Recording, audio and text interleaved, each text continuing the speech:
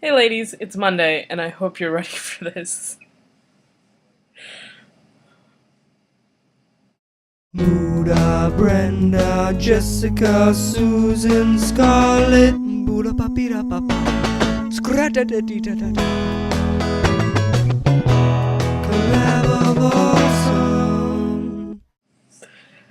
It's technically challenge week for us here on Collab of Awesome, but since both Brenda and I failed to roll dice this week to see what someone else's challenge would be, we decided to do a group challenge. And our group challenge this week was to write and read fan fiction for the rest of the group. I'm gonna see if I can get through this with a straight face, but I doubt it. Yeah, here we go with this. Viewers, I really hope you enjoy this.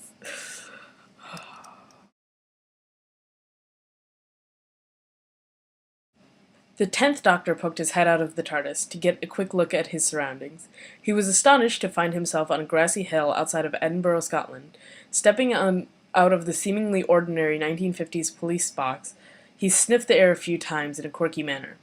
"Something's not right," he spoke out loud. "Donna?" he called over his shoulder to the slightly ajar door. There was no response. "Where the hell has she gotten to now?" he exclaimed. Back inside the TARDIS, Donna was getting fed up with the Doctor. "Long time since anyone's tidied up in here," she said exasperatedly. She opened his closet and was not shocked by the sight that met her eyes.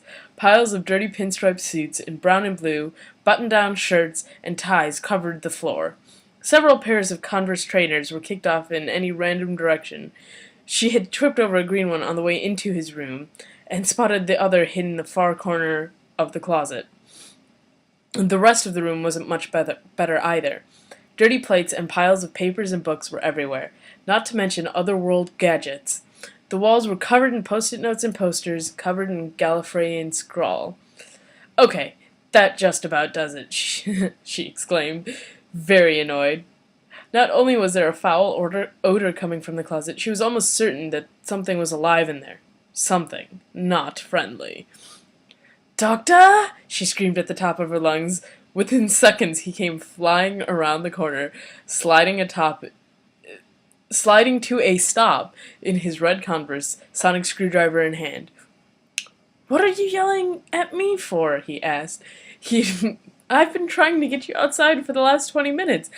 Donna walked up to the Doctor and very neatly plucked the sonic screwdriver out of his hand.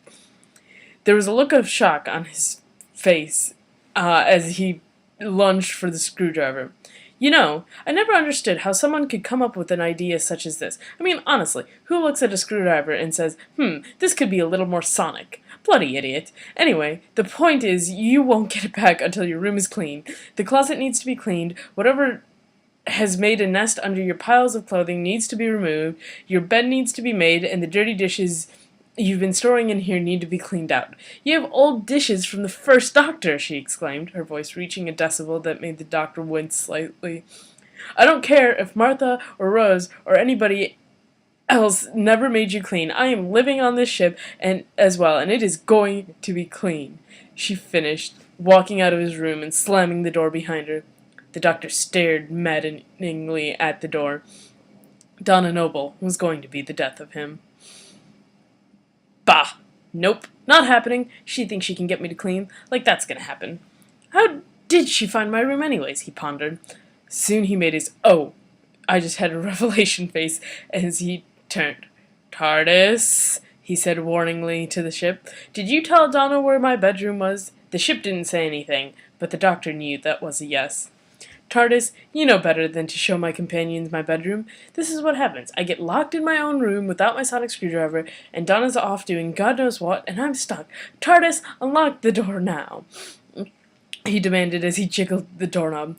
The TARDIS refused to let the door be opened, as if to say he was trapped until the job was done. He gave it a couple more jiggles, just for good measure, before turning towards the mess in a huff. "Well, might as well," he said, as he gingerly kicked the pile of dirty laundry, which promptly scuttled across the room. as he jumped back in terror. Grabbing the door handle again, he threw all of his weight against it, breaking the lock. He dashed out of the door, arms and legs flailing in all directions.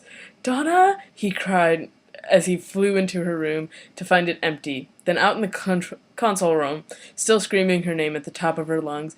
"Donna, my precious suits tried to kill me. You and the TARDIS are working together. Please, I need my sonic screwdriver. The world is falling apart." The doctor ended in a wide-eyed whisper as he fell to his knees and burst into hysterics at her feet, as she stood in the doorway to the TARDIS, rolling her eyes. "Come on, you blubbering fool. Now, what would Martha and Rose say if they saw you like this? That room is going to get clean, regardless if it means I keep the sonic screwdriver for the rest of time. Now go!"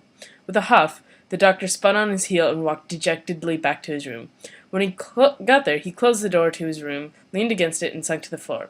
As he dug in his pockets looking for something to put off the cleaning, his face contorted into one of surprise and almost orgasmic pleasure as he pulled out a toy mouse from his pocket. He played with it for a while as it wheeled around the room. Bang, bang, bang! The doctor jumped 10 feet in the air as Donna practically kicked the door in. "Come on now, you lazy bum. Get moving. I know you're sitting in there playing with that damn mouse. Now come on. I want that room clean within the next hour or else." "Or else what?" he sniped back, pocketing the mouse in his long brown trench coat. "Or else I shall pick the places we go for the next month," she cried back. The doctor's face fell even farther as he dolefully stared at his work. An hour later. "Well, doctor, how far have you come?" Donna said with the haughty air about her. "It's almost done," he grumbled, his arms full of a pile of dirty laundry. He was attempting to wrestle it into a hamper to get laundered. "This is the last load. In such an advanced ship you'd think they would have a more advanced laundry machine. No, the doctor had installed some old-fashioned washer-dryer combo from the 1990s.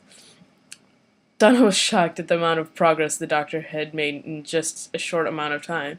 She could see the floor in the doctor's room, a large plush area rug in bright white. The walls had been cleaned, and the doctor's post-it notes were organized and localized on one wall. He organized the posters by planet, system, galaxy, and era, which covered the other 3 walls. Donna noticed the doctor seemed to have a weird fascination with the X-Files, most of them Scully and Mulder, and the ever-so-famous "I Want to Believe" poster. The dishes were gone, where Donna neither cared nor wanted to know, as long as they were out of his room. The books had been organized and placed on bookshelves, and the remaining books in a chest at the foot of his bed. His bed had been made, and was now covered with folded and clean laundry. There was a giant love sack in the corner, as well as a workbench with all of the gadgets that the doctor was currently tinkering around with. Donna tentatively stepped into the doctor's expansive closet to see that most of his suits had found homes on hangers, as well as his shirts. His ties were stored neatly on a tie rack, and his shoes properly paired and ordered on the floor beneath his suits. There was a group further back of period-era clothing. "Doctor, what happened to that thing that was living under your clothes?" she asked nervously. "You mean Bob? Bob? You named that thing? What is it?" "A dust bunny." "What? A dust bunny isn't real. A dust bunny isn't a living thing. They're just balls of dust found under furniture and the like." As Donna finished her sentence, a towering rabbit of dust jumped at her from behind. "Doctor, get this thing off me!" she started screaming. "Sorry, Donna. You have my sonic screwdriver. I am powerless," he said, as he stuffed his hands in his pockets and started rocking back and forth on his heels. Donna fished through her pockets and pulled out the screwdriver and scrambled to figure out his paws around her. "Doctor, how do you operate this thing?" she cried in anguish. "Well, now, I could teach it to you, but that will take quite a while. First, you have to go through the safety course, and train on how to use a screwdriver. Then you have to make a screwdriver, learn all of its parts, and, well, then there's the what to do in an emergency course." "Oh, you git!" she choked out. "Here!" She lobbed the screwdriver in his direction. The doctor caught it smoothly and pressed it to his cheek as if to say, "I'm never letting you go again." He flipped the screwdriver around and shoved it into his pocket and called out to Bob. "Now, Bob, it's not nice to squeeze Donna. Remember, Dr. Donna friends." Bob looked at Donna and back at him quizzically and let go of Donna. She jumped away from his grasp and ran to safety behind the doctor. "Now come along, Bob. It's time we get you home." He led the giant dust bunny out to the door of the TARDIS and led him out into the field. The two of them were frolicking in the grass until a strong gust of wind came and tore Bob to shreds. "What'd you do that for?" Donna exclaimed in horror, watching the pair from the door of the TARDIS. "You've never met a dust bunny before, have you? They grow up to be pretty vicious," the doctor let out a sigh of relief. "That one seemed fine after he stopped choking me." "A paradigm. So, Donna Noble, I've decided I'm going to the far reaches of the Yugasa 4 system. Are you coming?" "Not so fast, Doctor. Your room isn't clean, and it wasn't clean within the hour time limit. You were still doing laundry, which means I pick where we get to go," she said with a squeal and dashed back into the ship to figure out their first direction. "Now, Doctor, I think—" Donna didn't get to finish her sentence. The TARDIS started shaking fiercely. Doctor, what the blazes did you do?" she cried out. "I'm not doing anything. The TARDIS is doing this all by herself. TARDIS, I thought we had bonded, woman to woman, both of us having to deal with this anomaly of a man." She paused to breathe. "Oh, what do you mean you've got to be somewhere? You're a spaceship." "Donna," the doctor called. "I mean, seriously now, TARDIS, we bonded. Donna? Doesn't that mean anything to you? Donna?" The doctor had finally gotten fed up with being ignored. "What, Doctor?" she said, annoyed at the ship and its owner. "It's taking us back to the 60s. Woodstock, actually." "Why in the blazes is it taking us to Woodstock?" she asked, perplexed. "I'm just as confused as you, Donna." They had reached Woodstock, and Donna decided she wanted to change. As she stepped into her room, a horrid sight met her eyes. All of the extra garbage and dirty dishes had ended up in her room. "Doctor!" she screamed at the top of her lungs. She stopped when she screamed, running out of her room. She stopped when she wound up in the control room, seething. With a growl, she started off after the doctor. "I'm going to kill you now. You're cleaning my room, too," she yelled, chased him around the control room a couple of times before he ran out into the massive crowd, Donna close on his heels. She chased him, screaming incoherently at the top of her lungs. When she finally caught him, she dragged him back by the back of his collar back to the TARDIS. "Now you are going to clean this up now, and I don't care if we're stuck on the grounds forever. You're going to properly take care of my room. I want it spick and span. Got it, mister? I want those dishes cleaned and put away in the kitchen, and I want all these extra papers thrown away." And the doctor had stopped paying attention to her. "Doctor, what?" She turned around to see what had caught his eye. Standing in the entrance to the TARDIS stood a blonde-haired, blue-eyed woman known only as Johnny. "Hi, Dad. Hi, Donna. To never be continued again."